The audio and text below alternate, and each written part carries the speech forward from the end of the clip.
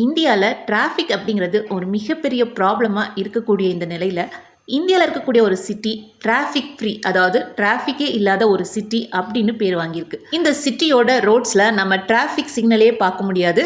ஏன் வாகனங்கள் கூட எந்த விதமான ஹார்ன் சவுண்டையும் மேக் பண்ணுறதில்ல. இந்த சிட்டியோட சாலைகள் மிகவும் அமைதியாக இருக்குமா. எஸ், அந்த சிட்டி தான் ராஜஸ்தானில் இருக்கக்கூடிய கோட்டா அப்படிங்கிற சிட்டி.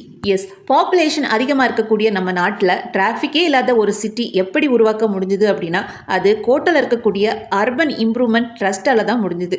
அவங்க இந்த சிட்டி ரோட்ஸை ரீடிசைன் பண்ணியிருக்காங்க. அதாவது சாலைகளின் நடுவே தேவையான இடங்களில் நிறைய ஃப்ளைஓவர்ஸ், அண்டர் பாஸஸை கன்ஸ்ட்ரக்ட் பண்ணியிருக்காங்க. சாலைகளின் நடுவே தேவையான சைன் போர்ட்ஸையும் லேன் மார்க்கிங்கையும் ஒழுங்காக நேர்த்தியாக பண்ணியிருக்காங்க. டிராஃபிக் போலீஸும் வாலண்டியர்ஸும் வாகன ஓட்டிங்களுக்கு தேவையான வசதிகளை செய்து கொடுக்குறாங்க. இதனால தான் இந்த city first traffic light free city of India அப்படிங்கிற பேரை வாங்கியிருக்கு.